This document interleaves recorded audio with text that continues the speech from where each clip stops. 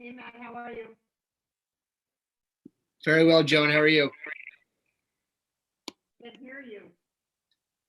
Can you hear me now? No. I don't know if that's me or you. Maybe it's mine.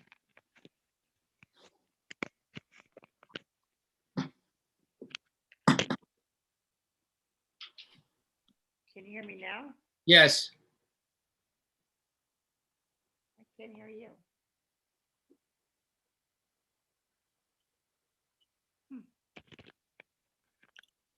What's wrong with it?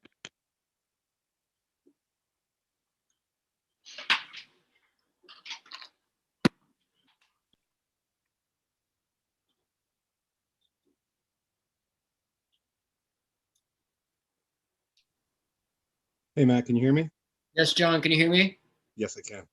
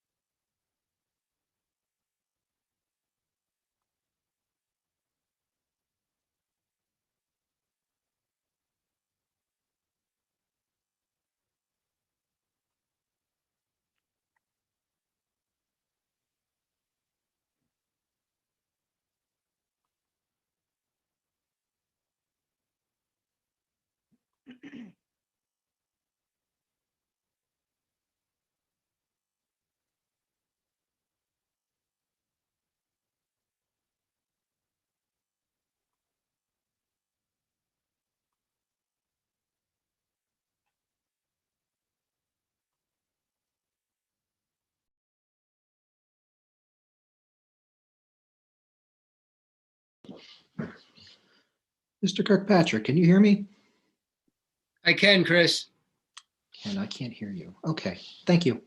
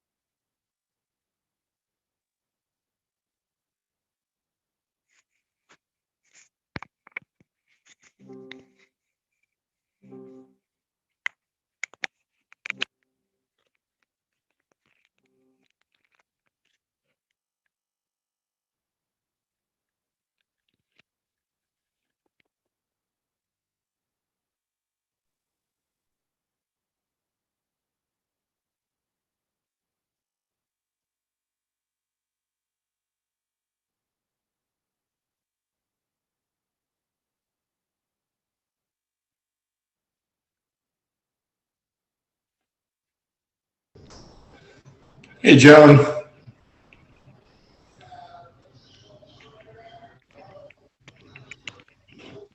Hello, Mike. Up, Tom?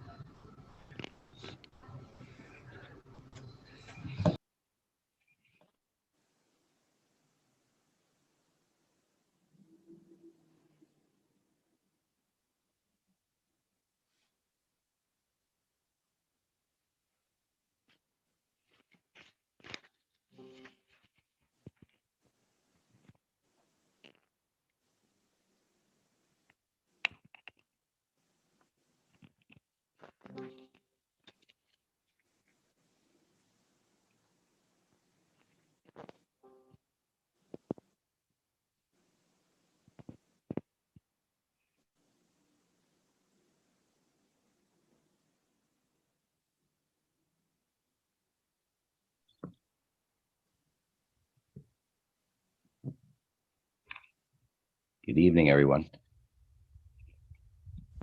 Hey, how are you? Can you hear me, Frank? I hear you very low. Can you hear me? Yes, you're clear. Yeah. All right, I hear Mike very well. Yeah, you're clear, Frank. Thank you. Joan, you sounded a little light too. Yeah, a little low. Light? You're very low, Joan. I don't know what's going on.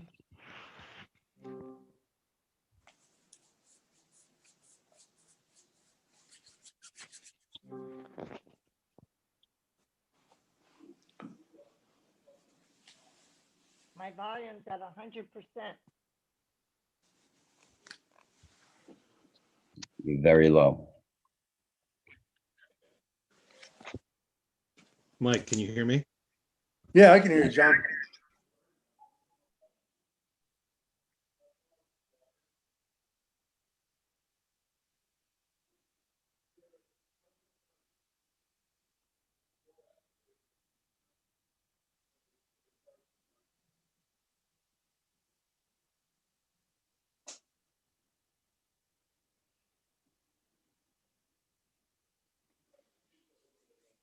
Frank, is it any better? No, you're low. No. I can hear you, but it's just very Yeah. low. It sounds almost like you're being muffled. Joan, see if you can go closer and see if it sounds any different. Yeah, I'm sitting You- right in front of it. I have my earbuds in, but I The can hear you guys earbuds. loud. Should I disconnect them? I would try and disconnect them. Maybe you'll be better through the computer if you have that. Okay, I gotta figure out how to do it. Maybe I could figure it.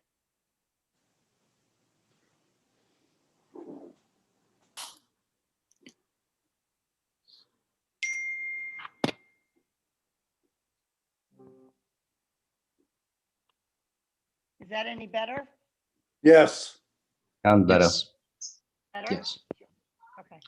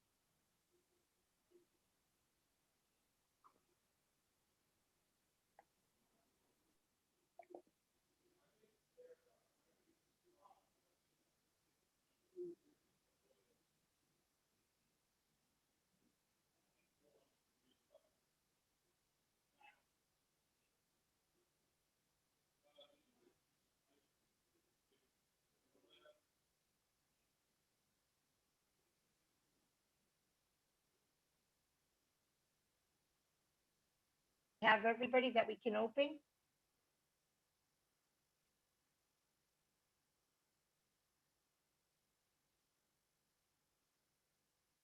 I think waiting for Deb there. Yep. Okay, so everybody's here? All right.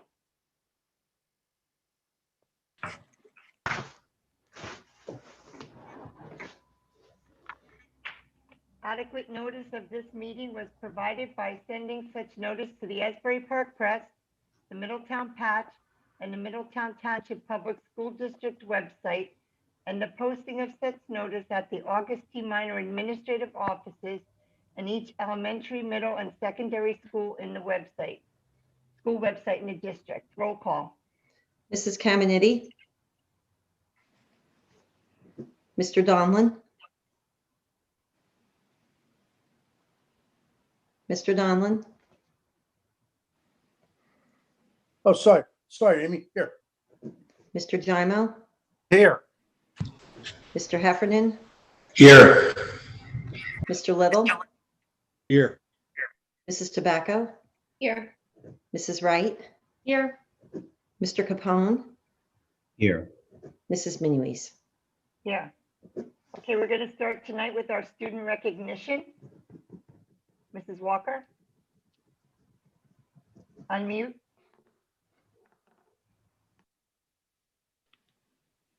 Mrs. Walker?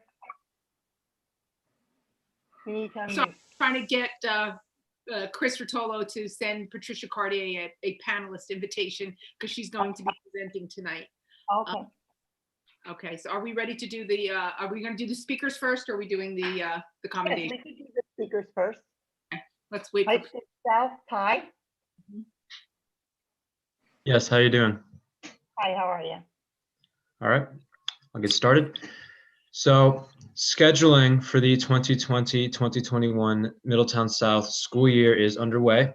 Juniors have selected their classes and we are currently working on classes for sophomores and freshmen. The Bottle Capper Club is working hard to provide our middle school students with a taped virtual lesson this year in place of our annual in-person classroom visit. And the Bottle Cappers have formed into small groups and are recording a Google Meet of themselves presenting a slideshow on the 2020 National Drug IQ Challenge. They plan to put all the completed videos for each middle school into a Google folder and then share it with each school's administration. And once shared, each administration can decide how to assign the videos to their respective classroom teachers in that folder. 3 films from Middletown High School South were selected to be screened at the Barrymore Film Center's 2021 Short Film Festival, which will take place virtually between January 15th and February 15th. The films selected included The Mayor by Charles Filatico, MT by Vic Patter, and The White Wood by Sophie Jackson and Abby Badrick. Those 3 films, along with 6 others from South, were selected to be screened at this year's Garden State Film Festival in Asbury Park, New Jersey.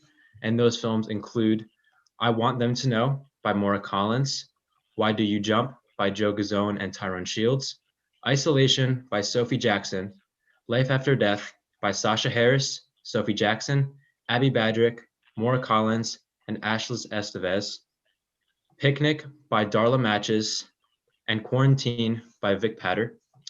We congratulate the recognition that all your hard work has received. Middletown High School South is excited to announce the inception of our esports teams. Now, if you're wondering what esports is, here you go. Esports describes the world of competitive organized video gaming. Competitors from different teams face off playing the same games that are popular with at-home gamers. Professional gamers are watched and followed by millions of fans all over the world who attend live events, tune in on TV, or stream online. High School North also has a team, whom South is looking forward to scrimmaging in the near future. And South will be competing against other schools in the spring 2021 season. So good luck and congratulations to the South Esports team. And on the faculty side of things, Mr. Zach Evanesh has been appointed as the New Jersey State Director of the National High School Strength and Coach Association. Mr. Mr. Mark Rosamilia at High School North will be on the advisory board of the NHSSCA, along with 3 other coaches in New Jersey. Mr. Evanesh and Mr. Rosamilia will be working closely together to educate any and all high school coaches in New Jersey who are running the weight room to ensure their students are receiving a high school training experience that is safe, fun, and most of all, life-changing. Their goal is to not only set the highest standard for strength and conditioning in New Jersey, but also in the country.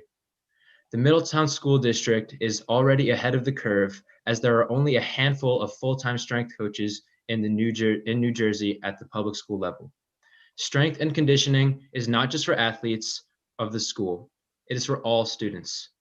Their program is focused on building the students not just physically and in sports, but also mentally and emotionally. As our strength coaches say, strong mind, strong body, strong life. Strength and conditioning is a vehicle for teaching students to embrace work ethic, build character, discipline, teamwork, and how to overcome tough times in life. We wish Mr. Evanesh luck on his inspiring educational pursuits. And lastly, the South hockey team has started off their season with 2 straight wins last week. They beat Southern Regional 6-1 and Marlboro 3-0.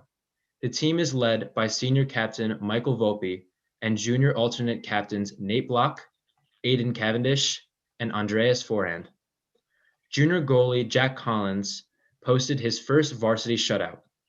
Freshman Owen Ogilvy and Justin Ferlanti, sophomore Thomas Villano, and junior Antonio Crispino each scored their first varsity goals in the wins. I thank you all for allowing me to speak tonight. Thank you and have a good one. Take care. Thank you. Thank you. Thanks, Ty. Thank you. Okay, next up is Sophia. Hi, everyone.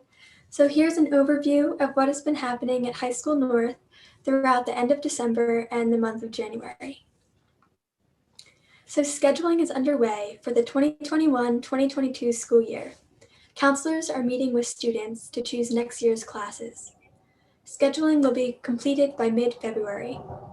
Students and parents can see next year's selections in Power School once their individual appointment with their counselor is complete.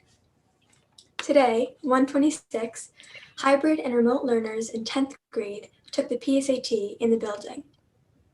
Seniors have been busy with making post-high school plans, with many seniors having applied to college. The class of 2021 is starting to receive acceptance letters, and we are all very excited to see where everyone will end up come Decision Day on May 1st. Brookdale Community College provided interested students with a community college orientation last week. A virtual STEM alumni panel presentation took place on January 21st. The presenter was Paley Behan, who works at Honeywell Aerospace.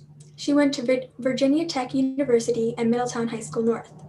While at High School North, she participated in a senior internship, where she engaged in training and was exposed to aspects of a career in aerospace engineering. She earned her degree in medical engineering before starting her job in Phoenix, Arizona at Honeywell Aerospace. There were 2 presentations at 12:30 and 2 p.m. National Honor Society, with advisor Ms. Ellsbury, will be partnering with Key Club advisors Ms. Hill and Mr. Sedlak to help collect items such as jelly, yogurt, and cookies for Calico Cat. National Honor Society will also begin regularly sharing motivational and uplifting words via Twitter and Instagram to promote positivity during this pandemic. Science National Honor Society is currently working on creating demos for their YouTube channel. They are actively participating in beach sweeps and also collecting bottle caps for a fundraiser. Congratulations to Peter Maloney, Elle Zitzner, and Jessica Busanich. The 3 of them placed top 10 in journalism at the regional NJ FBLA competition back in December. They are now qualified to compete at states in the spring. DECA students Gavin DeFina, Justin Barlowy, and Joseph Kane took part in the New Jersey DECA regional competition, placed in their divisions, and will represent Middletown North in the New Jersey State DECA competition in February. There will be a chess meeting. There will be a chess meet against South tomorrow, January 27th. Last evening, 1:25, the Drama Club, with advisor Amanda Faria, hosted a villains cabaret on Zoom. This year's mock trial team was a group of spirited, talented students who enthusiastically worked together as a true team. Advisors Miss D'Alessandro and Miss Pearson are very proud of this young, energetic team and believe North is headed for a bright future in the mock trial competition. It was a great ensemble. Their experienced team members acted as leaders, coaches, and cheerleaders for their new members. The new members were poised and well prepared. North performed proudly in the 2020-2021 New Jersey State Bar Foundation's mock trial competition. For our yearbook staff, they have been organizing and completing underclassmen portraits and retakes and senior portraits with retakes in our library media center. They also hosted 2 Jostin Yearbook Avenue MHSN yearbook staff trainings. They communicated with fall coaches and club advisors about submitting photos via their team/club student leadership and/or families. They also increased yearbook staff meetings from 1 to 2 times per week. Finally, our yearbook staff also launched social media communication on Instagram and Twitter to receive direct content engagement on senior quotes, pictures, and ideas from students and staff. Follow MHSN Yearbook on our yearbook staff. The Middletown High School North varsity ice hockey team started their season on January 9th against Manalapan High School. They won 6-2. The Lions look forward to getting back on the ice next week. Stay tuned for more updates regarding sports. The High School North Media Center is excited to share that Mac and Via, our digital resource catalog, has been a huge success with staff and students. During the month of January, we have had students and staff log into Mackin over 1,200 times to access the amazing selection of ebooks and audiobooks. The North News in Action interviewed actor Kobe Frumer and as well as the 5 heroic teenagers from the sledding incident last month. Those interviews can be found at the Middletown North TV film production page on YouTube. Subscribe to stay updated with future interviews, news, and projects. On January 7th, the Poetry Out Loud contest was held, and the winners of the contest moving on to the next regional round was Ava Gilia. Sophia Haber-Brock received second place. Ava Gilia submitted her videos of reciting 3 new poems on January 15th and is currently waiting to hear the results. High School North is currently in the production of a weekly newsletter that will include weekly highlights, announcements, quick links, and important updates. The second marking period is coming to an end this week, so students are finishing strong and looking forward to the third marking period. Thank you. Thank you, Sophia. Thank you. Thank you, Sophia. Nice work, Sophia. Okay, Mrs. Walker, are we ready for student recognition? No, I think we're all here. So I'd like to welcome everyone to our virtual commendation ceremony. I think that we all agree that celebrating our students is the best part of our board meetings each month, and we didn't have a commendation last month, so it's nice to have another one here today. Tonight, we're going to be honoring students at both High School North and High School South, and while their achievements are very different, they're all outstanding, and we're proud of each and every one of you. Congratulations, and I'm now going to turn it over to Patricia Cartier. Thank you, Mrs. Walker. It is my distinct pleasure to acknowledge our Fab Five freshmen. Upon conclusion of this presentation, I have something special that I would like to share with these young men and their families. The Board of Education recognizes the following Middletown High School North students for their heroic efforts to rescue 2 Middletown children from a frozen pond during the December 17th, 2020 snowstorm. The rescue occurred when 2 young siblings were sledding at Beacon Hill Country Club, hit a patch of ice, skidded onto a frozen pond, and began to sink. The High School North boys had been standing near the pond when Kieran Foley jumped into the water to grab the children, and his friends formed a human chain to carry them to safety. We are so proud of these 5 students and commend them for their selfless acts of bravery. The Board of Education also recognizes them for bringing honor and pride to our district at Middletown High School North. The Fab Five freshmen are Tyler Armagon, Ryan Daly, Joseph Dietrich, Kieran Foley, and Drew Scalise. This week, I received a certified letter from a gentleman who lives in Bryson City, North Carolina. And he writes to me, "When I was 4 years old and lost in the winter, a Boy Scout found me. Now I am 71 years old and still remember. Watching CNN's report of these 5 young men who rescued 2 kids in a sled accident was very moving. Please give them this poem I've written about the incident," which I do plan to send them to their families. "A sled, a slope, and shivery snow, climb up high, then down you go. Brother and sis on second run, when you're 4 and 8, it's chilly fun. Their sled goes down the wrong side to an icy pond they would slide. They broke through that frozen lake, cold water kills, it's no mistake. 5 boys did an awesome thing. In deadly water, they formed a chain. 2 shaking kids were quickly saved. Those boys won't say that they were brave. Are heroes made or are they born? When duty calls, they charge the storm." By Gerald Lefford, who again lives in North Carolina. So what a special surprise, and I plan to share this information with the young men and their families. Thank you. Congratulations. Good job. Thank you very much. It's very appreciated. Thank you. Thank you very Now, much. Mr. Carroll will present our sports awards. Nice work, boys. Good evening. I don't have a poem, but I do have some special awards here tonight.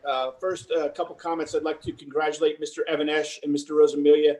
As you just heard, our strength and conditioning coaches are at the forefront, not only in the state of New Jersey, but in the country, and they are 2 of the best. I'd like to congratulate all of our middle school and high school athletes, coaches, and staff on a very successful fall season under some very trying conditions. They all did a great job. At this time, I'd like to honor the all-shore athletes from both Middletown North and Middletown South as chosen by the Asbury Park Press. In cross country, head coach from High School North is Mara Hussey. Head coach from High School South is Mr. Bill Clifton. I just received a notice yesterday that Mr. Clifton was named the National Cross Country Coach of the Year by the National Federation of High Schools, so we will honor him at a later date. So our athletes from High School North, Connor Kinch, first team. From High School South, Rosemary Shea, first team. From High School South, Lucy Fanzowitz, second team. In girls soccer, head coach from High School South is Megan Barry.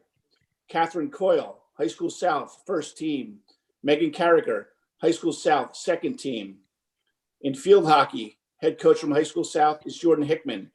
Peyton Kenny, High School South, second team. Gianna Rasiopi, High School South, second team.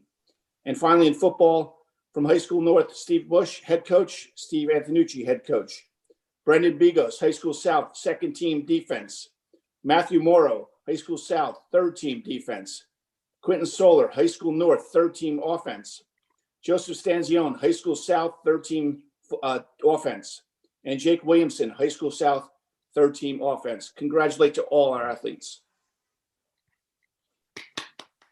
Congratulations. Congratulations. Is that it, Mrs. Walker? That's it. Yep. That was awesome. Yes, that was very awesome. Congratulations to everyone involved. Thank you, Dr. Cartier, for sharing that poem. Okay, I'd like to make a motion to go into closed session for matters, student matters, matters of personnel, So moved. and negotiation. So moved. Do I have a second? Joan, wasn't there 3 items? Did you say 3? I believe so. Yeah, I did say 3. Looking for the sheet again.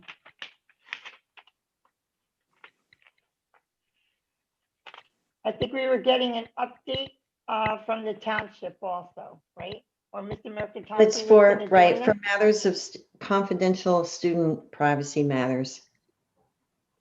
Right. As I said, student matters. Okay, do we have So a we have a second? motion. Do we have a second? I'll second.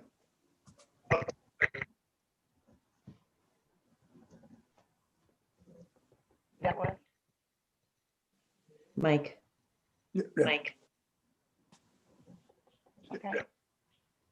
Yeah, I All in second. favor? Aye. Aye. Opposed? Abstention? Okay, we'll see you in closed session.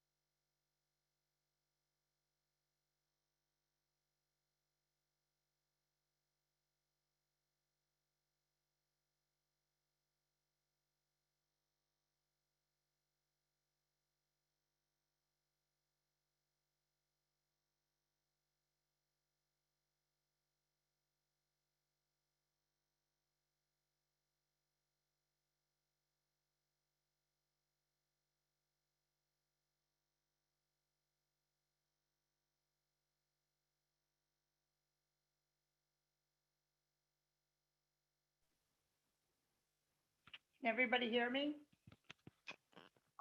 Yes. Is it loud enough? Sounds okay, Joan.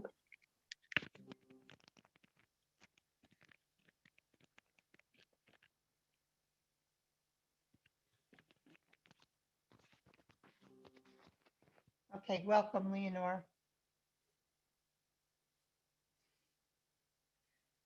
Okay, I'd like to start the meeting. Adequate notice of this meeting was provided by sending such notice to the Asbury Park Press, the Middletown Patch, the Middletown Township Public School District website, and the posting of such notice at the August T. Minor administrative offices in each elementary, middle, and secondary school website in the district. Roll call. Mrs. Caminiti, Here? Mr. Donlin, Here. Mr. Jimo, Here. Mr. Heffernan, Here. Mr. Little, Here. Mrs. Tobacco, Here. Mrs. Wright, Here. Mr. Capone, Mr. Capone,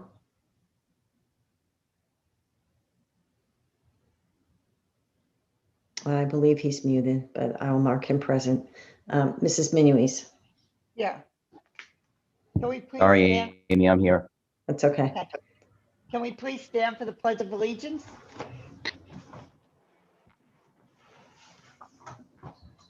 I pledge allegiance to the flag of the United States of America and to the To the republic, republic for which it stands, one one nation, nation, under God, indivisible, with liberty Liberty and and justice for all. justice for all.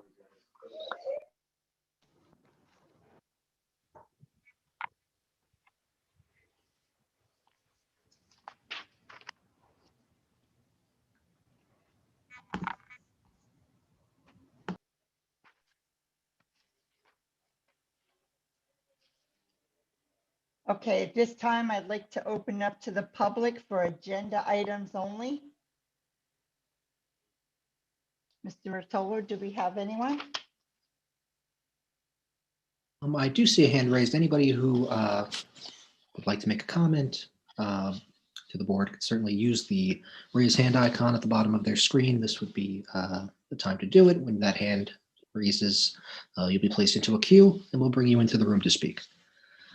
So right now we have one hand raised and we have Carrie Barrero. Hi, I believe that the CARES Act $2,500 incentive is on the agenda for tonight. I honestly believe that that is an inappropriate use of those funds. That is meant to cover all of the endless costs associated with this pandemic that has not been previously budgeted for. To pay for substitute teachers, for all the PPE, for the filtration inside every building. I think it's an insult also to dangle a carrot of a one-time payment in front of people who might be struggling financially and now are supposed to weigh the option of paying a bill or risking their lives. It's gross and it's inappropriate. It does not consider the health and well-being of our teachers at all. I'd much rather guide my kids through this than guide my kids through losing a beloved teacher and having to guide them through the coping of grief. It's absolutely inappropriate to offer this, to even consider to use the CARES Act funding for this foolishness. That's it. Have a good night. I think you're misunderstanding. I don't see that on our agenda at all. If I could just clarify, we do have an item for accepting additional CARES Act funds that were allocated to our district of $111,825. I'm not really sure where the concept of payments to incentive payments comes from. These funds are going to be used to support district programs and supplies that are needed directly related to the pandemic. There will be no payments to any individuals. These are to support district programs and supplies. So I'm not really sure about the comments, but that is what the money is for. It's in addition to the monies that we received earlier in the year. Thank you for clarifying that, Mrs. Gallagher. Chris Rotolo? Yes, Mr. Jimo. Yes, and when you welcome someone onto the platform, can you please ask them to state their name and their address, please? Yes, sir. Thank you. Okay, next we have Vera Pisecki. Hi, everybody. I just wanted to take a minute to. Ms. Pisecki, could you please Oh, I'm state your name and sorry. address? Thank you very much.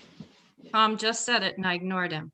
Vera Pisecki, Eshire Drive, Middletown. I just wanted to take a minute to hopefully congratulate and say that I think Mr. Lawson is an amazing pick for High School South, and we look forward to getting him on board. And have worked with him on lots of different committees, even though we weren't in the same school. And I found him to be all about the kids. So really think this is a great choice for South. My only question is, I'm just kind of curious why there is such a long transition to get him on board, because we've been kind of, had substitutes or fill-ins at South for a while now, and would love to get Mr. Lawson on board before the summer. Thank you so much. Thank you, Vera. Mrs. Minuez, I'm not seeing any, I'm not seeing any more hands raised at this time.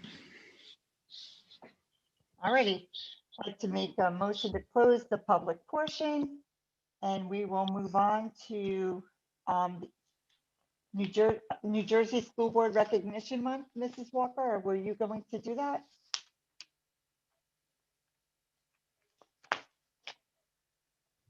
Ms. Walker, you're on mute. John?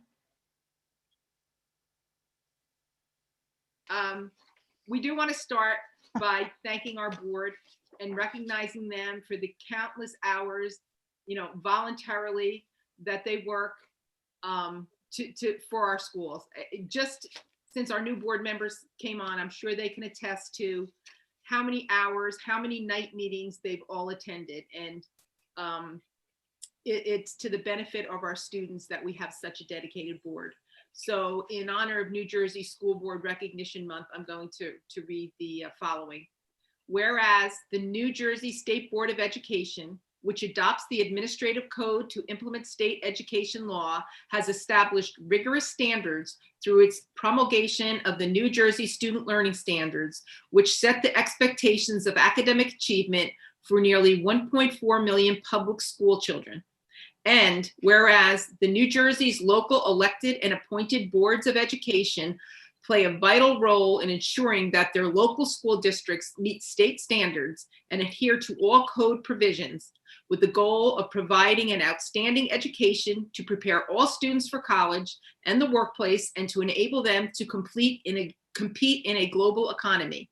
And whereas New Jersey's 5,000 nonpartisan local board of education members and charter school trustees are public servants who dedicate their time without pay or benefit to the oversight of school district operations, sound financial practices, comprehensive policies, curriculum, staffing, and the well-being and academic achievement of all students in the district.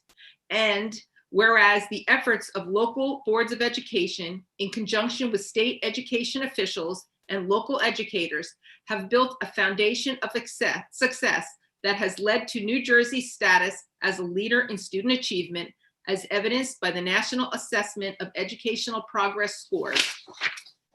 And whereas the National School Boards Association and the New Jersey School Boards Association have declared January 2021 to be School Board Recognition Month. Now, therefore, be it resolved that the Middletown Township Board of Education recognizes the contributions of our local school board of education to the academic success of its public school students and expresses its sincere appreciation to our local Board of Education members for their continued focus on the achievement of children throughout Middletown Township. And be it further resolved that the Middletown Township Board of Education encourages qualified New Jersey citizens to consider serving as members on their local school boards. Thank you very much to our board members that have been here for many years, and for our new board members. We can't thank you enough for all you do for our students. Thank you. Thank you, Mary Ellen. Thank you. Okay, I need a motion to approve the minutes from 12/16 for our executive session and our regular voting meeting. So moved. Second. Discussion? All in favor? Aye. Aye. Opposed? Aye. Abstentions? Okay. Under the report of the president, I just have something for the board members. And we will be interviewing for legal services on February 3rd. We will have our public comment from 6 to 6:30, and our interviews will start at 6:30. I'm going to have Mrs. Gallagher arrange with the 4 top candidates, which I sent to all of you today. And we'll let you know what the schedule is. I'm hoping that you'll all come up with a question or two and send it to me so that we can get the questions, and every firm we interview gets the same questions. So that's all that I have under the president's report. We need a motion for the business administrator, number 1 through 4. So moved. Need a motion. Seconded. All in favor? Aye. Aye. Aye. Opposed? Abstentions? Okay, we have the report of the superintendent, Mrs. Walker. Yes, I did want to give a update on last week's discussion at the board workshop meeting regarding the implementation of phase 6 of our restart and recovery plan. What we've decided to do is, and we've started this process, we've created or formed 3 district subcommittees, and one would be for elementary school, one for middle school, one for high school. The members of these committees are members of their schools' pandemic response teams, and they represent, a cross-section of all our stakeholders. There's parents, there's board members, there's all types of our staff members on these committees, and of course, administration.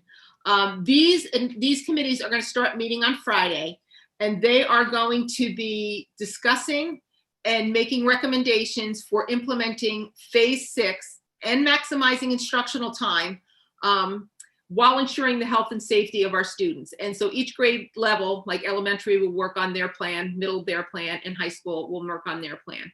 If a second meeting is required, that will take place next week. And based on the subcommittee's recommendation, we will have a plan for each level very soon. But as we look towards phase 6, and as you all know, phase 6 is the collapsing of all the cohorts so that all students go to school 5 days a week. It's more important than ever for us to continue to follow all the protocols and guidelines for preventing COVID spread in the school. And one of those protocols that we carry out is contact tracing, and also looking at all the cases in our school to make sure that there's no in-school transmission. And what really helps us in doing that is when the individuals who are positive can tell us where they think they were infected, what was the source? Because the guidelines call for us to close schools when we have multiple cases, that there are no sources of infection for the individuals. If individuals give us sources that we can make connections, or they're outside of school, or we can just isolate individuals based on those connections, then we can keep schools open. It's pretty much when we don't have sources of multiple cases, that's what closes a school. So we really need your cooperation. There's never a consequence for giving a source. It's confidential, and it will help your school stay open. It will help us move into phase 6, and it will help us keep schools open in phase 6, because in phase 6, there's many more students in a classroom. And so that means less opportunity for social distancing. Students will be closer. So just asking your cooperation, letting you know that it's really important to keep schools open. We need that cooperation. I mean, there are people who don't know the source, and that's, you know, that's understandable. There's COVID in the community, and you may not know where you got it. But if you do know, don't be afraid to tell the school nurse that's giving you a call. It's confidential, and it will help us out greatly. It will help us keep schools open and move to phase 6. So thank you in advance for your cooperation. Thank you, Mrs. Walker. Okay, I need a motion for number 1 through 4. So moved. Second. Discussion? All in favor? Aye. Aye. Aye. Opposed? I'm opposed on number 2. Abstentions? Okay. Under technology, we don't have anything. Under student services, I need a motion for number 1 through 3. So moved. So moved. Second. Discussion? All in favor? Aye. Aye. Aye. Opposed? Abstentions?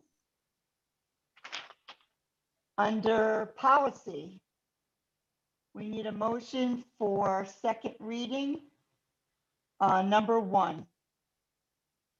So moved. I need a Second. discussion. I like to table, Joan, policy number PR 5320.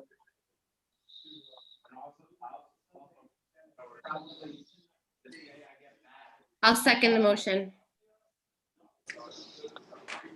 Okay, so we have a motion on the table to table PR 5320. Can we discuss or? Yeah, let's discuss and We let's have a roll first and call. second. Is there discussion? Well, I'd we like will. to find out a little bit more about it. Can you hear me? Yes. Yes. I'd like to find out a little bit more about this policy before we vote on it. I think the old policy was fine. I don't understand some of the updates that were put into it. And I'll comment on that, Leonora, as chair of policy. I have been questioning, there is a change regarding vaccine immunizations to change the verbiage from student to child.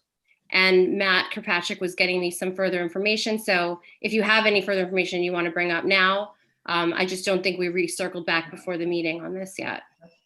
Is this something that has been given to us by Strauss Esme? I think that's what she's looking for. Yeah. Yes. It was provided by Strauss Esme as an update. We did follow up with Mr. Taylor, our board attorney, and we did get a response back from him this afternoon about whether it would make a difference. You know, we did go into it at the policy committee meeting that the changes that were proposed by Strauss Esme, changing the verbiage from student to child throughout much of the regulation, although not in all places, as we look, I looked at it this afternoon, but in many of the places it was changing it. And the explanation we got from Strauss Esme is they were doing it to comply with the wording in administrative code. We did check with our attorney to see whether that would, with remaining the use of the term student, would that be of any detriment to the district. If it did not agree to code, Mr. Taylor responded that he didn't feel that it would. So in that case, we would be able to remain with the word student instead of child, as Strauss Esme was suggesting. For those changes. Jackie, does that answer your question? Yeah, so if we can definitely leave the verbiage as is regarding calling it students, not children, then I'm fine with not tabling it and taking another roll call vote. Thanks for the backup information. That's fine. Yeah, I did get that back this afternoon. Thank you. So I'm sorry, we're still going to vote on that. Is that right? I'm sorry, Jackie. Yes. Well, if you vote on it, we will note that it will include the revision in the regulation. It's really the regulation that had that the changes in the verbiage, changing or actually just not instituting the changes that were marked from student to child and just remaining with the student terminology. So Is Mrs. Caminiti withdrawing her table to motion? that's what I'm asking her. Yes. Leonore, are you? Yes, I am. I'm sorry. I was on mute. Okay. So then we could X that and go back and get another motion for policy number 1, second readings. Well, unless the motion could still stand. We already had a motion and a second. All right. We had to get a new one because we made another motion. So we're voting on the policies the way they, we're leaving the wording in that policy the way it was. Well, we're going to leave the word student and not change it to child. Right. Okay. Any other discussion on that? Okay, all in favor? Aye. Aye. Aye. Opposed? Abstentions? All righty, on curriculum and instruction, I need a motion for number 1. So to moved. approve staff attendance. Second. I'm sorry, who made the motion? Mr. Jaima. Mr. Jaima, thank you. Discussion. All in favor? Aye. Aye. Aye. Aye. Opposed? Abstentions? Alrighty, on finance, number 1 and 2. So moved. Need a motion. Second. Second. Discussion. All in favor? Aye. Aye. Aye. Opposed? Abstentions? Under student activities, I need a motion for number 1 and number 2. So moved. Second. Discussion? I'd All in just like favor? to know, no, discussion. I just Okay. want to know about the contract because I wasn't able to make closed session. The contract on the YMCA, if God forbid of anything, that the children are not able to practice or something, are we covered? Yes, we have the clause was added, language was added to this year's contract that specifically address cancellations related to COVID Okay, reasons. that's So what I we wanted would to not know. have to pay. Yes, I pray to God and I hope that we don't have to use it, but I just want to make sure we're covered, God forbid. Thank you. yes, that language is in the contract. Okay. Okay, all in favor? Aye. Aye. Aye. Opposed? Abstentions? There's no negotiations. Go into personnel. I need a motion for number 1 through 12. So moved. Second. Discussion? All in I just want to, I'm sorry, Mrs. Minuis, let me just make a notation that on the personnel agenda, item 4B is withdrawn. It's a leave Okay. request. Okay. Thank you for noting that. Okay, so all in favor? Aye. Aye. Aye. Abstentions? I need a roll call vote for number 13, the appointment of Mr. Lawson as the principal of High School South. We need a motion and a second. So moved. Motion.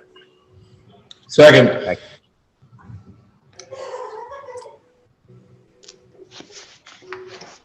Okay, discussion? None? Okay, roll call vote. Mrs. Caminiti? Yes. Mr. Donlin? Yes. Mr. Jaimo? Yes. Mr. Heffernan? Yes. Mr. Little? Yes. Mrs. Tobacco? Yes. Mrs. Wright? Yes. Mr. Capone? Yes, congratulations, Mr. Lawson. Mrs. Minuis? Yes, congratulations, Mr. Lawson. I'm sure you're going to do a wonderful job. Yes, congratulations. Congratulations. Congratulations, Tom. Congratulations. Congrats. Okay, now I need a motion for number 15 and 16. So moved. Second. Discussion? All in favor? Aye. Aye. Opposed? Abstentions? All right. Now we're going to go into old business. Is there any old business anybody would like to discuss? No? How about new business? All right, with none of that said, let's open up to the public comments. Mr. Rotolo? Yes, we do have a few members of the audience in the queue. We will start with Gary Tulp. And again, if everyone who speaks could please state their name and address for the record, that would be greatly appreciated. So we'll start with Gary Tulp.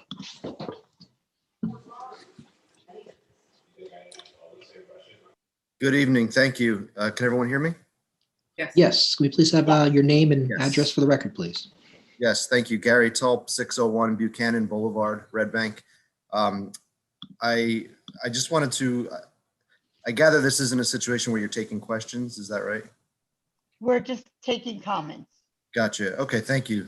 I guess my comment is I saw the notice posted by the superintendent shortly before the meeting started about the update regarding the subcommittees that are going to be formed for phase 6.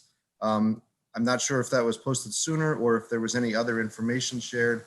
I had been looking since last week for something in writing confirming what was discussed at last week's meeting, which I found very encouraging. And I certainly appreciate all the hard work that went into the thoughtful plan that everyone's worked so hard on since the summer, and the fruits of which are starting to show. And it seemed like a very thoughtful, considered approach to not being a one size fits all and really finding a way back as soon and as safely as possible. And I just hope, and I know I speak for many families, parents, and children alike, that I hope this isn't an indication that anyone's going back on what was said last week, or that the start dates for this are going to get pushed any farther. And I just hope, and I feel compelled to speak on my family's behalf and many of those in our community who agree that it was encouraging, it was exciting, it was something we had a lot of confidence in and appreciate, and I'm hoping we're moving forward with that. Thank you for your time tonight. Thank you, Gary. Okay, next we have MJ Buesler. Yeah, hello. This is Mithra Bustler, Middletown. I was calling just to clarify the comment made by Carrie. I didn't catch her last name, who called in earlier about Can we get an address, please? Middletown. That's what I'd like to provide. She made the comment about proposed allocation of CARES funding as a one-time $2,500 bonus to essential teachers that did not opt out of in-person classroom instruction. There was some confusion among some of the board members as to where her idea of that proposal came from. Well, in late December of this past year, Mr. Capone and Mr. Heffernan penned a comment in the Middletown Township Communities and Families Facebook group that said that they've reviewed the MTEA teachers contract and wish that it hadn't been rushed through before they took office, because if they had been able to do so, they would have, quote, pushed for a one-year $2,500 bonus using CARES Act funding to our essential teachers who did not opt out of in-person classroom instruction in recognition for their commitment to getting our children back into the classroom as soon as possible. I do not know if they still intend to push for that the next time this comes up. I had heard that Mr. Capone had said that it is still on the table, but I'm not sure if that's the case. I welcome any clarification by Mr. Capone or Mr. Heffernan on their current positions on this issue. Thank you. Thank you. Okay, next is Michelle Collins.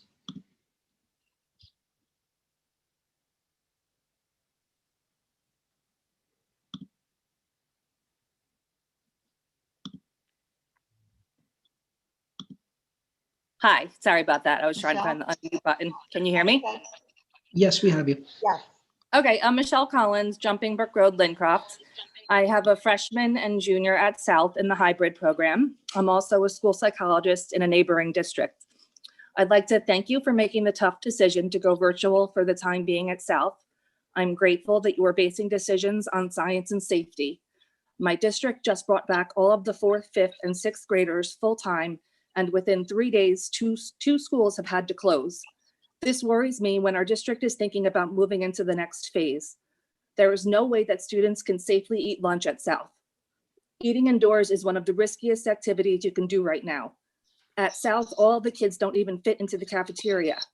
In addition, masks aren't always worn properly and plexiglass shields do nothing, as the virus is airborne. If there are more students in the building, the risk of infection increases, and then everyone loses if the school has to shut down. Many of us would prefer 2 or 3 half days to nothing, at least at the high school level. Maybe we can eventually go to 5 days if students are still able to remain safely socially distanced and cases go down, but wouldn't that depend on whether many decide to stay virtual? I'm unclear how we could safely open up for 5 full days at South with the amount of overcrowding that we have. And all staff should be vaccinated before anything moves forward. Speaking of the staff, I'd like to tell the Middletown teachers how much they are appreciated. Whether you are teaching virtually or in person, big thank you. And for those who have been exposed at work, I know how stressful that is. The quarantining and testing can affect and disrupt the entire family. Lastly, I hope as a community we can do better to stop the spread of this virus. It doesn't matter how safe our schools are if people aren't following basic precautions socially. Thanks for listening. Thank you, Michelle. And next is Stacy Jones.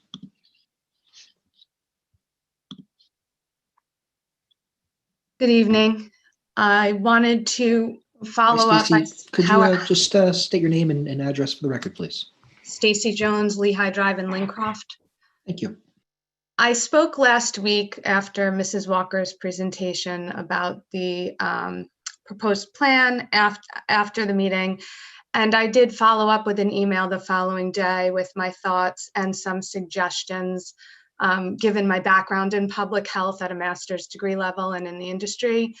And I was met with crickets. I did not get a response from the superintendent.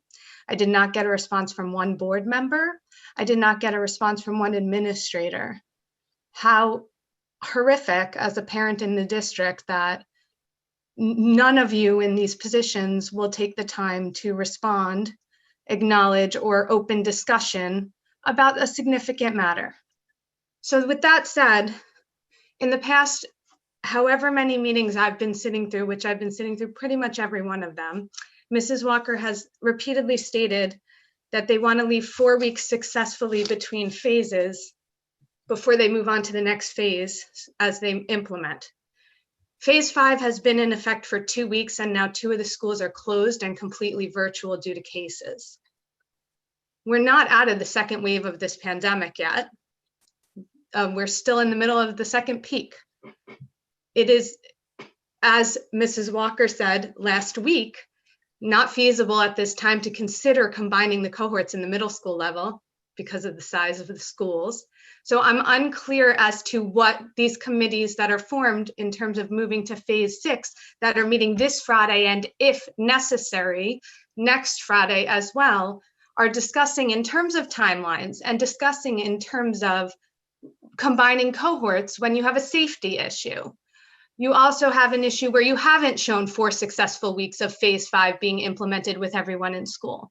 And I want to know, I would like an answer. I did take the time to write. I want to know if the virtual drop schedule, or whatever you referred to it as last week, has been tabled and abandoned, because it is hugely detrimental on many accounts and does not take into effect a significant number of issues, which would probably take me 20 minutes to go through, which is why I sent them to you in a detailed note. So has it been tabled, or is this what your committees are meeting to discuss how to implement as part of phase 6? I think I would like a clear answer on that. And it's very disrespectful to me as a family in the community, taking time away from my children to sit on these meetings and be informed and take the time to comment and take the time to follow up, that you can't have the courtesy to read what I send and send a response. It's shameful. You need to be looking at the protocols. You spoke yourself of the protocols, and that contact tracing is preventing you from looking at the sources.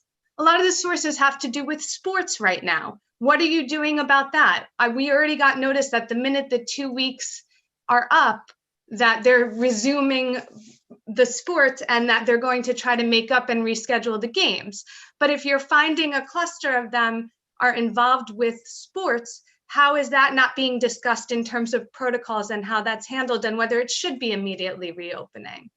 You know, you're talking about wanting to move to phase 6, but you're not looking at what safety implications all activities related are having on whether your school stays open or is flipping to virtual. And the masks are essential right now. So no, there's no way they should be eating in the building, especially with the numbers of students.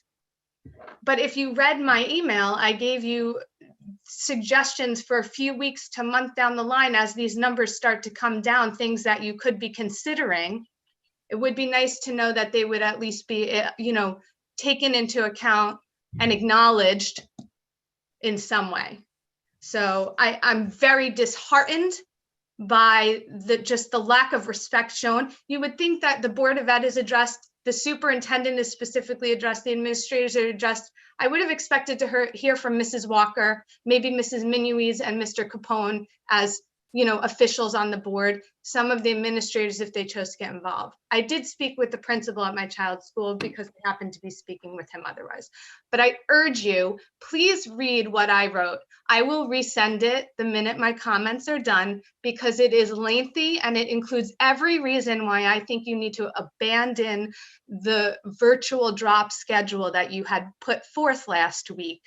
And I would appreciate, Mrs. Walker, the kindness of an actual response from you, not a canned response that you've copied and pasted to everyone, but something that you will read after you write my note, and maybe some Board of Ed members and administrators as well. Since you are forming these committees, I would like to know that the input is being listened to and considered as you move forward. And I think you're a long timeline away from phase 6 successfully, having 4 weeks of phase 5 in school before you move to phase 6 and having that ability. Mrs. Jones, your time, I'm sorry, but your time is up. Thank you for your comments. Next is Rachel Konopka. Next. Hi, everybody. Can you hear me? Yes. Okay. Yes. Rachel Konopka, Blue Jay Court, Middletown. This is not specifically about phase 6 or any of the pandemic related stuff. I just was hoping to get some update on where we are with strategic planning. I think based on the workshop meeting last week, there was an additional Malone and McBroom presentation that was going to be given to the board, and then hopefully public, like a town hall type meeting to discuss the pros and cons and costs of all of the different scenarios that were presented. I recognize obviously this is not a super urgent matter at the moment, the pandemic is, but I also think this is not something we can afford to put on the back burner for this entire year. Understanding the overcrowdedness is actually very obvious, I think right now, especially at South and Thompson.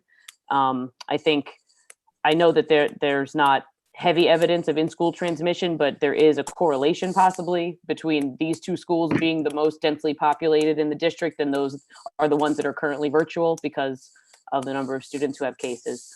So that's it. And then the only other thing, I recognize the frustration of a parent when you email and you don't get a response, but I also appreciate that all of you guys, the Board of Ed members and the administration and Mrs. Walker, are probably getting dozens, if not hundreds of emails every day, especially when this is happening. So I thought maybe just for context, it might be helpful to let folks know how many emails you are getting, just so that they can understand that. Again, I understand as a parent, you want a response. And when I've emailed, I've wanted a response too. So I'm not discrediting that request, but I just feel like maybe some context would be helpful for folks to understand what you guys are dealing with right now. Thanks very much. Yeah. Okay, next is Carrie Barrero.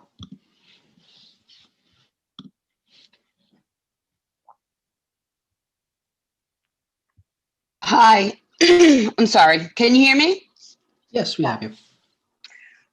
Yes, to clarify, Frank Carrie, Capone. excuse me, could you just give us your name and address for the record? Oh, I'm Carrie Barrero, and Middletown North mom. That's what I'm willing to share. To clarify, it was Frank Capone who made a Facebook post about this $2,500 out of the CARES Act, which I find grossly inappropriate. But second of all, I want to thank also Mrs. Walker for continuing to make the difficult decision to pivot to virtual where necessary, in conjunction with Middletown Health Department. None of us like this. This is not ideal for anybody, but it's what's best for the community during a pandemic.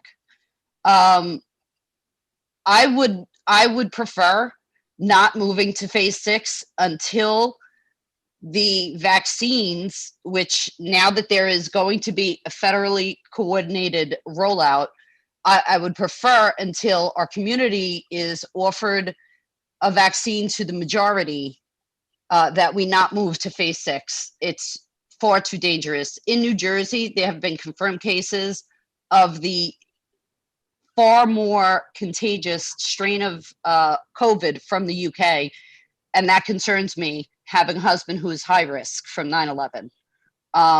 So as my daughter's just started back in the hybrid, and I'm not ready to have my kids in a full classroom full of students. Not ready for that. I'll pull my kids out and go virtual if that is the case.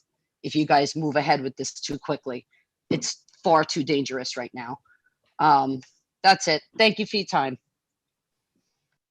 Thank you. Okay, next is Kelly Broden.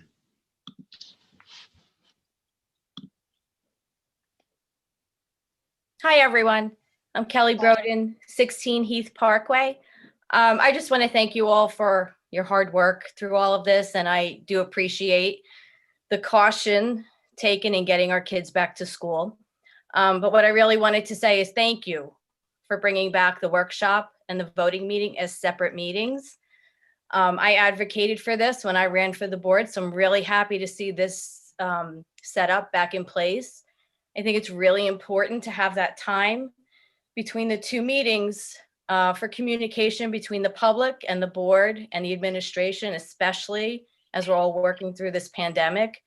I think it was a huge disservice to lump it all into one meeting. So just thank you very much for bringing it back to this process.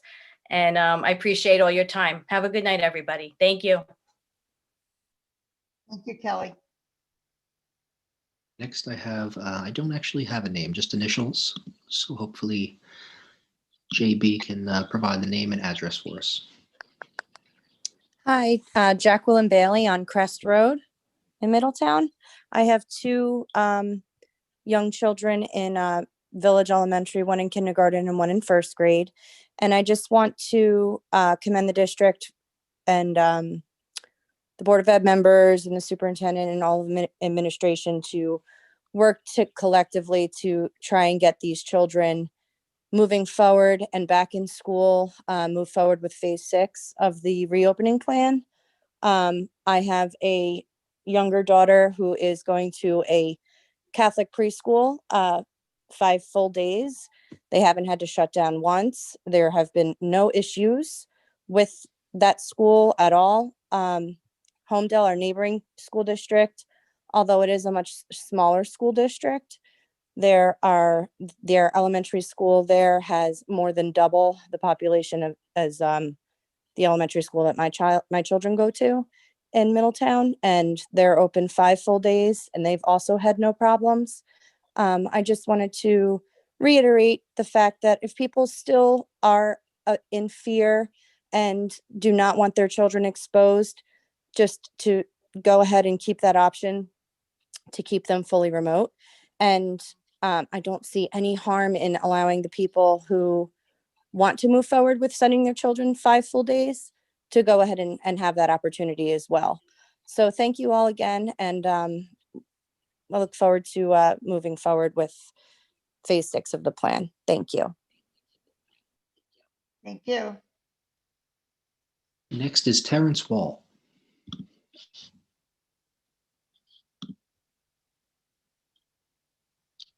Mr. Wall, just need to unmute. Yeah, hi there. Can you hear me okay? Yes, sir. Very briefly, my name is Terrence Wall. I'm speaking on my own behalf. I'm a member of the Homedale Board of Education, and I just wanted to extend my well wishes to the Board of Education in Middletown. Homedale is open 5 days a week, full time. It's going great. It's going fantastic. And any resources that you need, reaching out to our staff, our superintendent, I want you to feel free. The rate of transmission is down 80% from 5.3 rate of transmission in about March or April at the height of the pandemic. It's down to about 1.0 or 0.98, depending on how you look. Hospitalizations are down 50%. The problem is, and you look at Elizabeth, Montclair, Jersey City, Trenton, and so many districts that frankly have urban areas, folks that really need to be back in school. The NJEA has to take a hard look at themselves. This is not about the pandemic at this time. This is about keeping your schools shut. And I'm just putting that on the record for you. Many schools are open, parochial particularly. Look at the data. Homedale sent its data out every week. Look at the actual literal data. The science, Dr. Fauci, scientists across the country are saying these kids have to be back in school. Suicide ideation, depression, anxiety, loneliness, it's having a massive impact. Look at the data. And my strongest suggestion is get your schools open, get those beautiful children back in their schools, in front of their teachers, and ignore the union rhetoric. Thank you. Thank you. Next is Michelle Collins. Wow, I'm pretty stunned that the Homedale Board of Ed person just called in to give this Board of Ed advice. That is so inappropriate. And just so you know, on the Facebook boards of the NJEA teachers who you're bashing right now, they are saying that it's a shit show.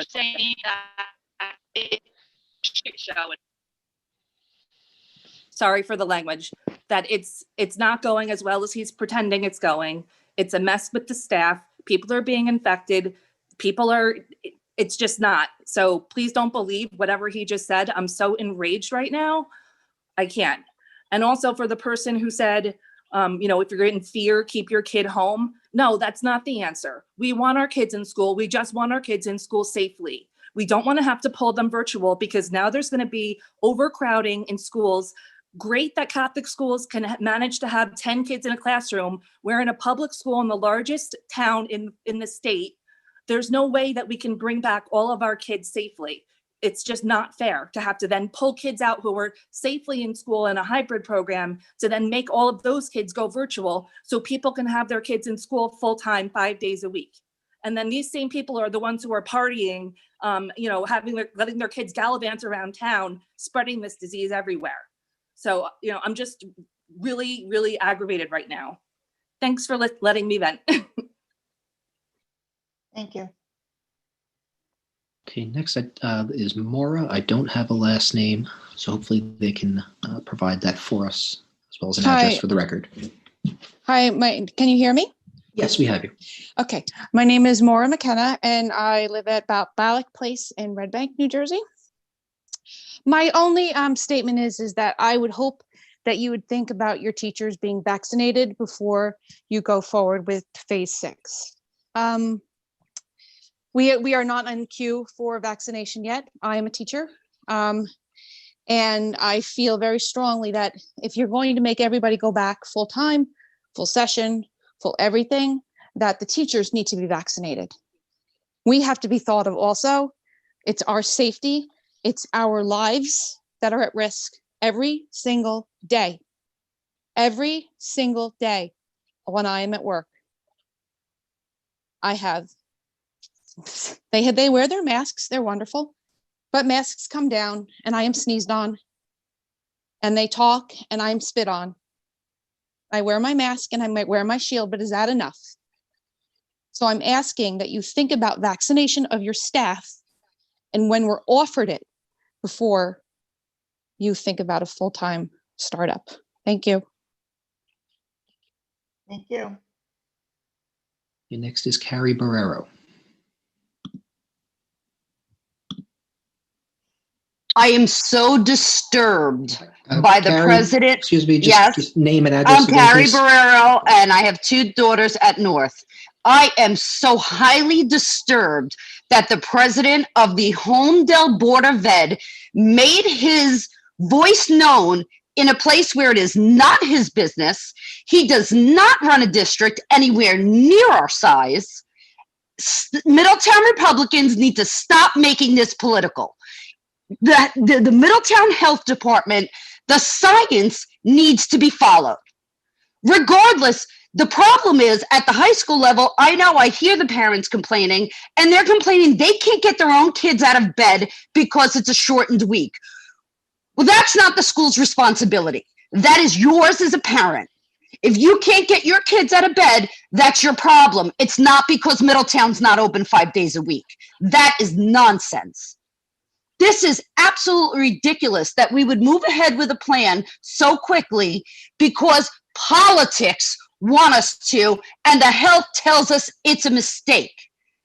It is risking the lives of our teachers and our families.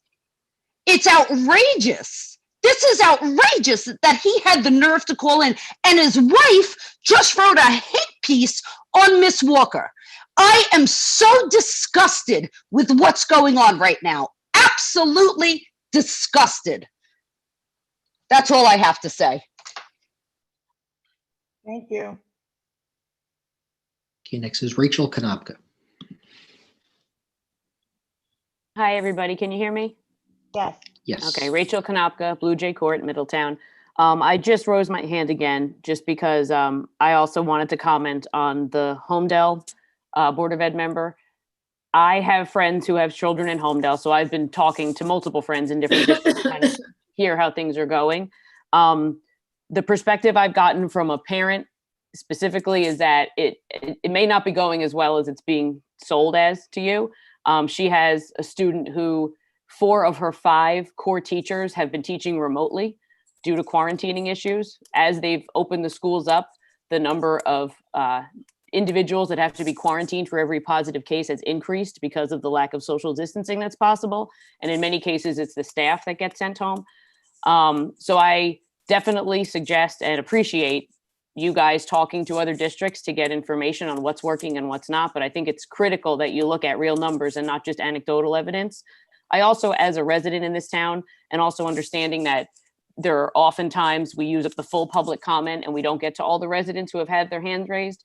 I would like to propose that in all meetings, if you are not a Middletown resident or taxpayer, that you're not able to publicly comment. It seems kind of absurd to me that somebody who does not pay taxes here or live here gets to inject their opinion into our business. Thank you. Thank you. Okay, next is Julie Herzog. Hi, thank you for letting me speak.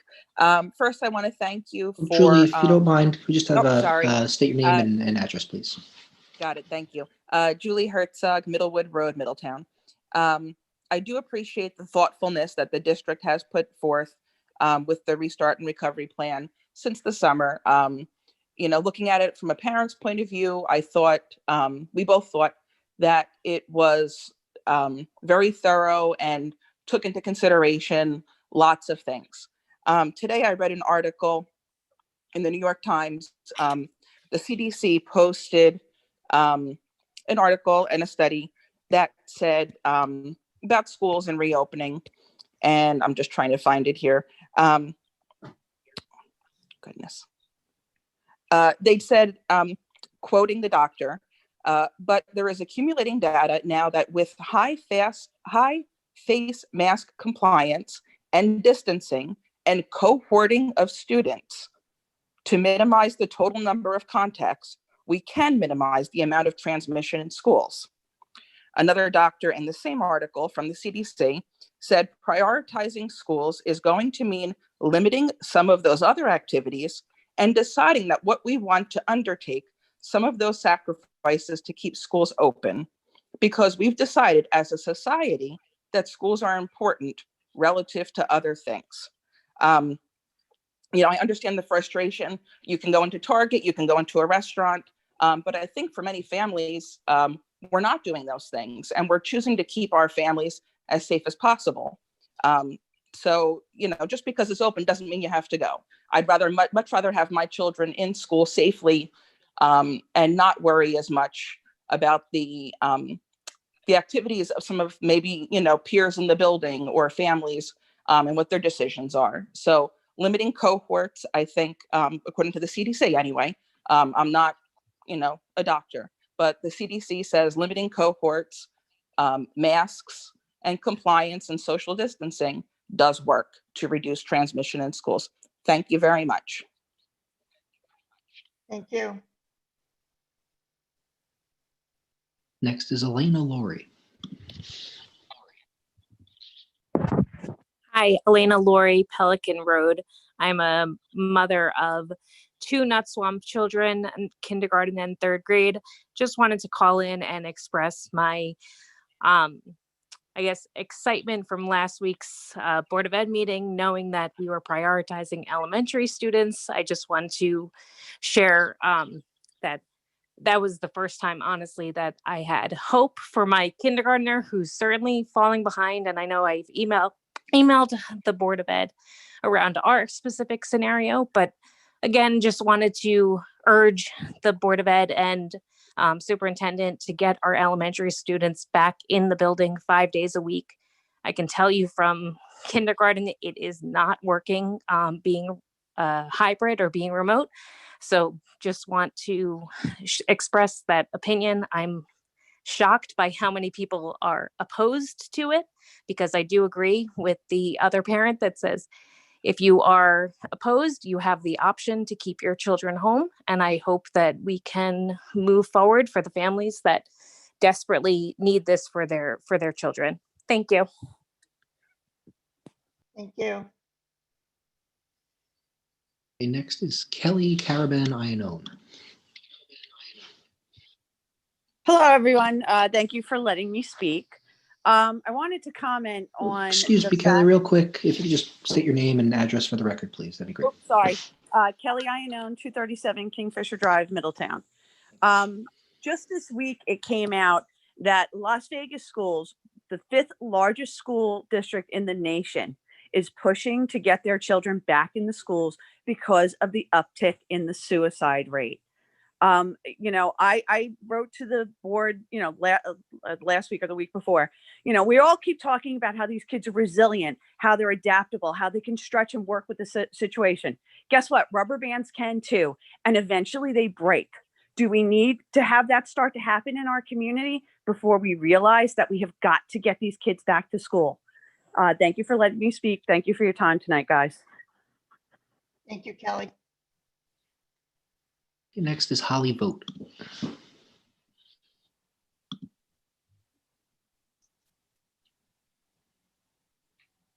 Hi, can you hear me? Yes. Hi, I had initially raised my hand because Excuse me, Holly, real quick. If you just state your name and address, please. Holly Vogt, Stavola Road. I'm so sorry. I had initially raised my hand because I wanted to just comment on a previous parent's statement about how Homedale School District was going so smoothly and how Catholic schools were able to stay open. And St. Benedict's just closed down in Homedale. So I don't know what people are talking about as far as that's concerned. They've been chronically shutting down classrooms, actually. My children used to go there, so I'm keenly aware of what's happening at Catholic schools. So it's not all roses and butterflies. But then somebody from the Homedale Board of Education decided to call in and tell us what to do in our district while alienating the teachers who are working their butts off right now. And I cannot say how disappointed I am in any board member or any committee that is going to sit here and say things like that against these teachers who are working so hard. The fact that he had the audacity to take time away from our district and our time as parents and a community, and that was allowed, is so disgusting. And honestly, he should be ashamed of himself. And that's all. Thank you. Next, we have Ann Basil. Hello, can you hear me? Yes. Hi, Ann Basil, Branson Drive, Lincroft, New Jersey. I guess I don't need to say New Jersey, you know that. So I just wanted to touch upon a couple things. One, I want to just give accolades to the teachers. I think they're just amazing through all of this. I have a 5th grader in Lincroft, and I have a 7th grader in Thompson, and just across the boards, the teachers rock. So to all the teachers out there, you're amazing, and I just feel like I want to say that. That being said, I want to kind of just say, as far as when it comes to stage 6, I would love to be in stage 6. I think that would be phenomenal, but I just don't think we're there yet. As much as I want mine in full time, I would love that. I'm not a fan of the drop schedule. I found it so confusing. I couldn't figure it out. I spent my day explaining it to my middle schooler today. She couldn't figure it out. So I'm just concerned about that. I just found it, I think we'd have more kids lost in the hallways than it's worth. It's just too confusing, too much. There's many things against it I'm just not a fan of. Want to also touch base in there that whoever slipped the link to the Homedale guy with their goal of pushing their own agenda really should be scolded. It was just not appropriate. I think enough's been said about that, but I'm just throwing it out there. Also, this is messy, right? Clearly, there are very passionate feelings about this. This is a very polarizing topic. That being said, I have friends in other states and towns that are just in so much of a worse way than we are. So I do want to acknowledge the thought and the research that goes into this. I think we do need to look at the research. I think we need to look at the data. I think we need to continue doing that. I think we're doing the best we can with a really crappy situation. Is it perfect? No. But we have to just keep working for our kids. Last but not least, I'm a mental health professional. I've been in the field for 25 years. I understand how behavioral health issues are just escalating through all of this. It's a complex issue. I think saying that get them all in school because of mental health issues makes it sound like get them all in school and all the mental health issues go away. And I think it's just much more complex than that. So I don't think we should look at that as a solve all. There's just a lot more we need to do when it comes to behavioral health in our kids and COVID. We need to really look at it more deeply than just get them in school and then it'll make it okay. And those are the just highlights that I want to hit. Thank you. Thank you. And next we have Nicole. I don't have a last name, so hopefully they can provide that as well as an address for the record.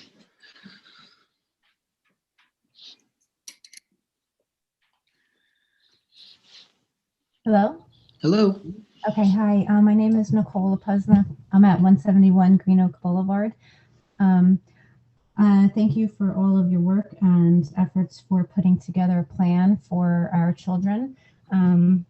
I am one of those parents, however, who my children have been home virtually since March, and they very much would like to return to school.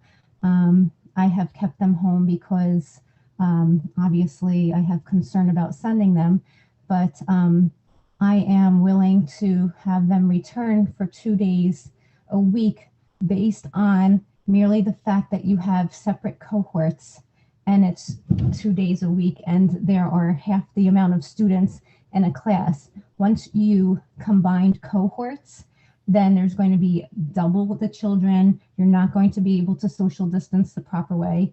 I feel like it's going to pose a risk to our children and to our teachers. And, I feel like there are a lot of virtual parents who want their children to return, but not to jump into a capacity of 5 days a week. And I don't think it's fair to have those children not get to attend any school because you're enforcing 5 full days with combined cohorts. I just don't think that that's safe right now, considering the numbers and the fact that, our teachers and, people are not vaccinated right now. So I'm urging you to please reconsider so that we can get all of our children back in some capacity, but not pushing for 5 days a week with combined cohorts. I just think that is not going to mitigate the spread of this virus. It's just going to make it worse. Thank you. Thank you, Nicole. Next is Michelle Forback.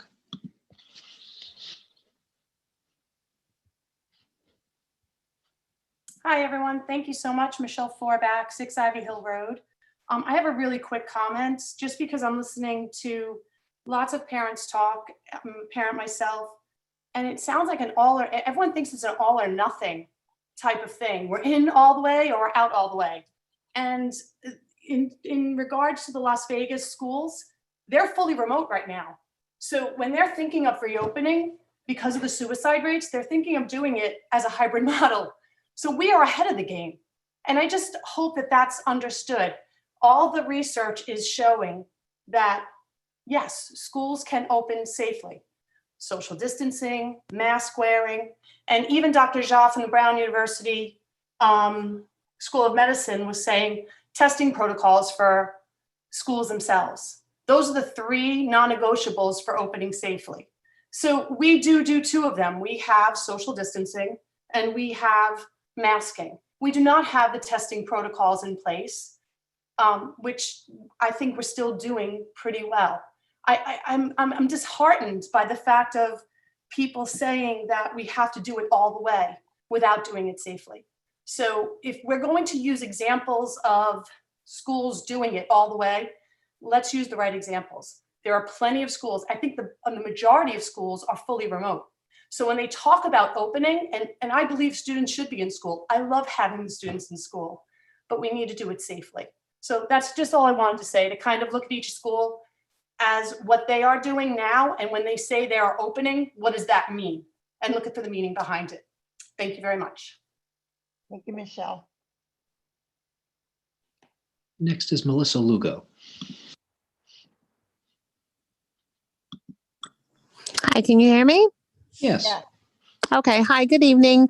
I have 2 children in the school. I live Sorry, in Melissa. Rutledge. Sorry to Yes. interrupt. Can you please just state your name and address for the record, please? Melissa Lugo, Rutledge Drive, Middletown. I just want to say that I currently work for the school district, and I honestly feel very safe in the schools. The teachers are working their butts off for virtual and being in the classroom. The classrooms, everybody is safe, socially distanced safely in the schools. And I just want to say that I feel that right now, being in school for the kids, knowing my 2 children do need to be in school, I feel that they should be there 5 days a week. We are following the cohort system, but I feel my boys should be in school 5 days a week, but I will take, even if they could be in 5 days a week till the 110. I understand there's a problem with the eating, and I know that it's going to be harder for the kids to be there till 3:20 or 3:10, whatever, in the elementary to eat wise, and for the high school and middle school. I understand that. So I just hope that if we could get them in 5 days a week, this is just my opinion, the 5 days a week, I would love for them to be in there. And if we could just work that out, that would be great. I just know with the eating, but the 5 days a week till 110, I think that might work for a lot of the kids, especially at the elementary level. Watching these kids struggle at school is definitely a problem. So I think the elementary kids should go 5 days a week until 110. And that's all. Thank you for listening to me. Thank you, Melissa. Okay, next is Katie Doyle. Hi, I'm sorry. Katie Doyle from Navasink. I'm speaking as a parent whose child did get COVID at school. Our Christmas was kind of canceled completely. My other daughter couldn't come home. We were all really sick for almost 2-3 weeks. And my concern is that the way contact tracing is even working at this point is really ineffective. There's no real clear way to determine who your child has been near in the classroom. And the idea is that you're notifying the kids who are sitting next to them in class, and no one else. And the teachers aren't being notified except for what desk it is. She receives special services, so she was in contact with 4 or 5 different teachers on a given day. And now that teacher or those teachers saw other children too. And then we went into Christmas break. So what transpired from that, I don't even know. But there's no really way to tell where kids are playing on the playground, who's really at risk. If we were to increase our numbers, there's no way to social distance. There's no way to track it. There's no way to trace it. Our numbers will skyrocket. She brought it home to us. We were all sick with it. It's happening. If people don't report it, that means it's happening more. She wasn't sick for long. And so most kids can maybe pass through without even realizing they have it, but we need to, keep the environment safe while we can. In a few months, we may have vaccines for teachers and make them a little bit safer. We may have vaccines for children, but right now it really isn't safe. So I'd like you to consider that. And thank you. And I know that this is a heart-wrenching decision for all of you, and I appreciate your time and consideration. Have a great night. Thank you, Katie. Okay, next is Sue Griffin.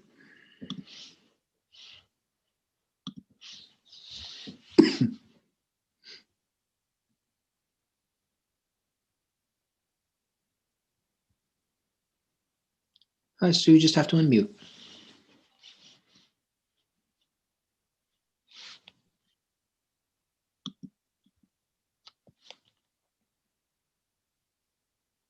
Hello, Sue.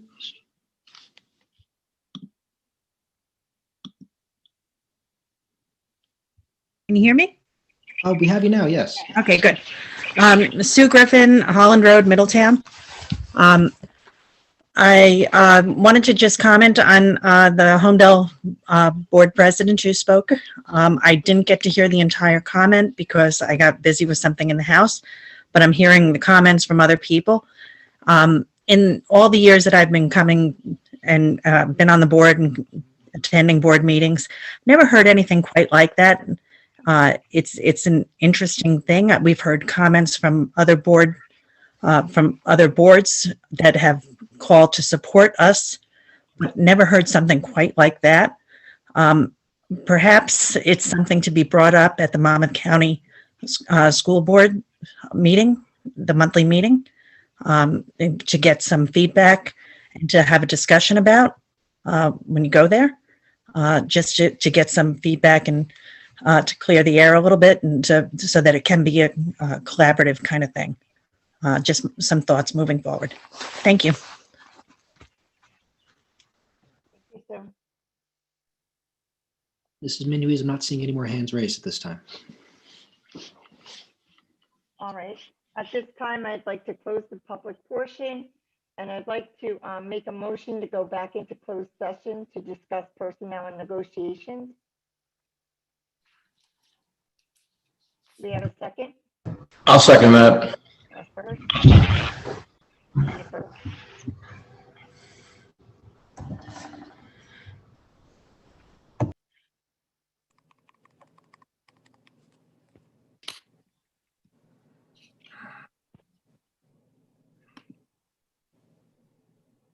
So Amy, can I first that, or do we need somebody else to first it?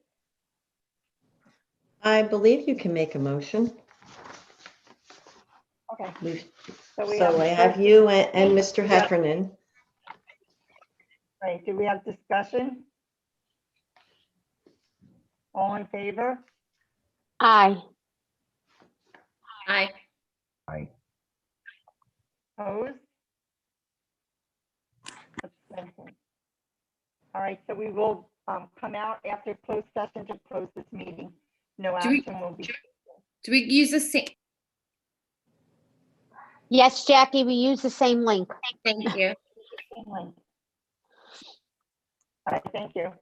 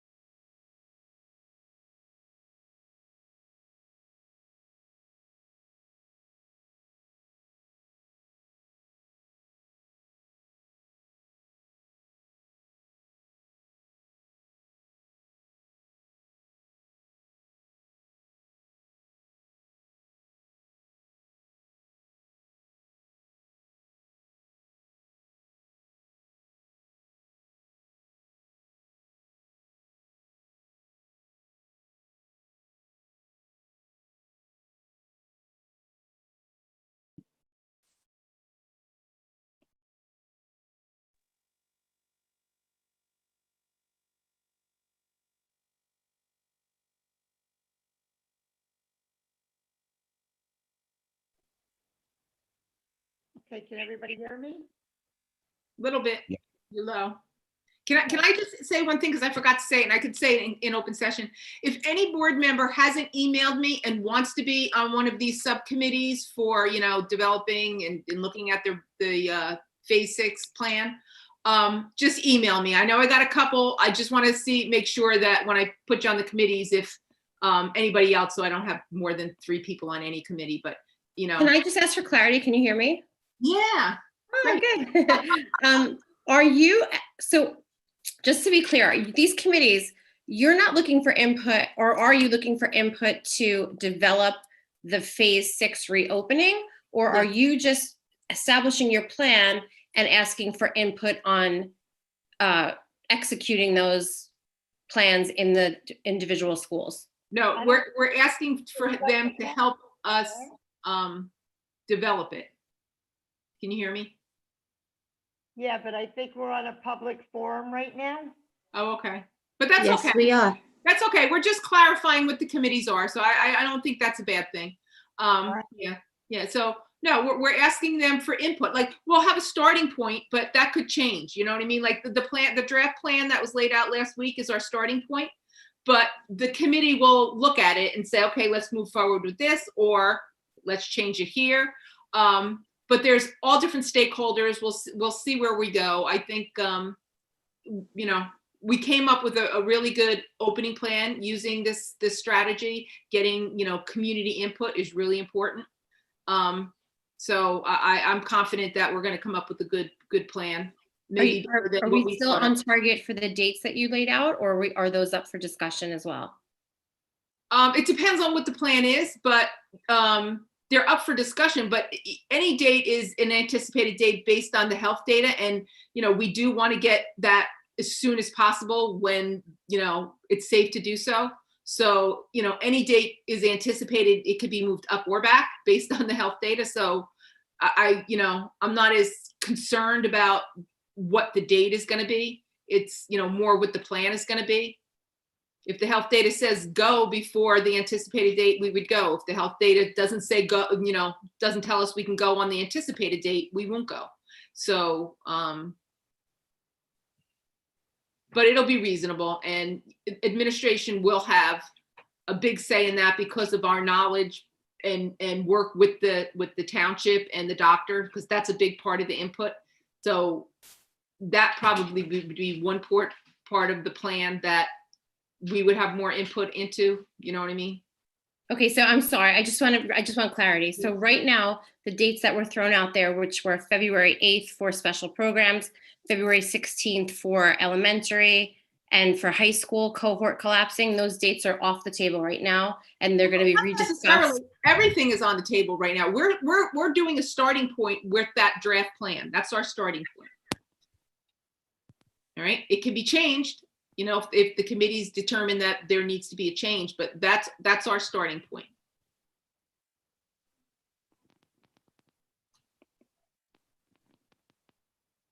We are committed to opening up as soon as we can. I'm telling you that. As soon as we can, as soon as it's safe, we are committed to that. We want to get our students in. And Mrs. Wilker, just for clarification, maybe we should reinforce the committees make recommendations. Yes, they make recommendations. They don't necessarily make. The plans will be based on their recommendations. But the board doesn't make recommendations. Of course, board members are on the committee. Board doesn't make recommendations? Yes, board members are on those committees. Absolutely. Board members can weigh in. So we have to weigh in only through those committees. We don't weigh in as a board. No, there's always discussion. You can discuss with us outside those committees.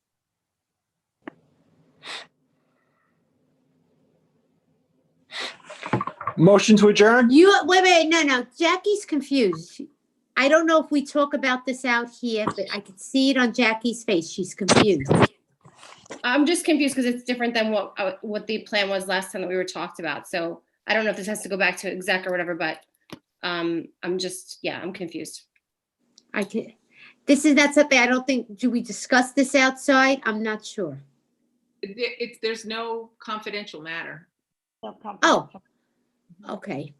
Okay, so sorry, Leonora, I'm just confused because I'm Mrs. Walker, I'm confused just because I thought that you had your plan, your phase 6, you were laying out your plan, and these committees were only there to talk about implementing like the pandemic response teams were. And now it sounds like we're actually opening it up to have, and the community just had a fight on public comment. So now it seems like, you know, it depends on the temperature of the people that are going to be chosen for these committees that are going to dictate your opening plans. I'm just confused about that.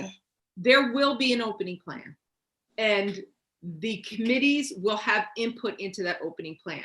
We will go over a lot of the facts, what we deal with, constraints. We'll go over what our medical experts are telling us. We met with the doctor. He gave us dates that he thought would be safe to go. We're going to go all over that. They will give us recommendations.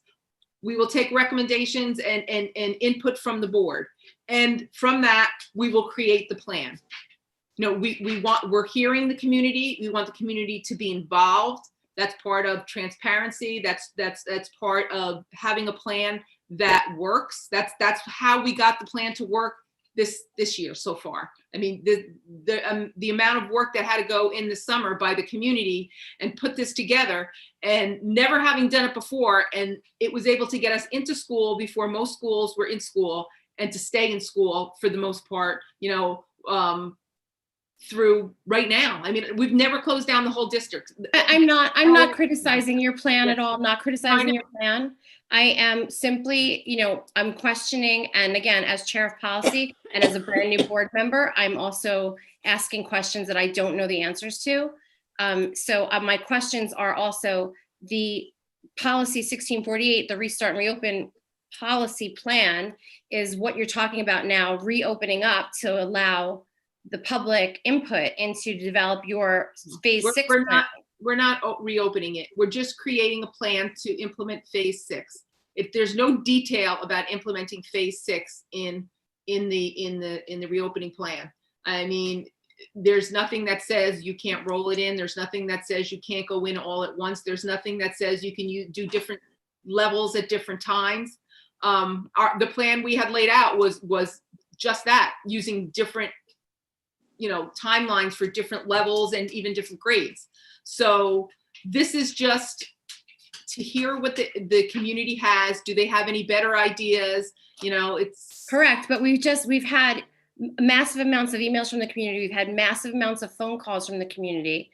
We have these teams set up that are supposed to be there to help implement. And so now it's actually turned into a decision-making body. And as policy, it's the board sets the policy. The policy was set. So I'm just confused as to when in a policy meeting, I bring up that we'd like to have some input on the reopening plan. I was told no, but now we're going to open it up to the community to dictate what our phase 6 reopening plans are. And I'm just kind of confused about that.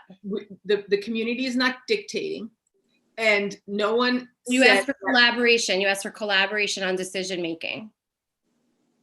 I'm sorry, I don't know what that question is. You asked for, just to clarify, you asked for collaboration on decision making in your email. That was the verbiage used. Collaboration with the community on decisions. Yeah, we're collaborating. We're getting their ideas. We're using their input. That's important. It's important to do that. It's their children. Well, it's also stakeholders, and we also have board members who are parents as well. So I'm just back to asking, you didn't want board input, but now we want community input. So I don't know. And I guess our attorney's not on this call. So I can't, I guess he's here. Sorry, I didn't see you. I guess I'm just confused as to where to take this conversation. Board input is part of it. You can be on the committees, or you can provide your input in discussions like this. This is fine. I guess I just wasn't aware this entire meeting that we were scrapping the dates that you had laid out. So I'm just, you know, kind of taken aback about that. I mentioned this in policy last night.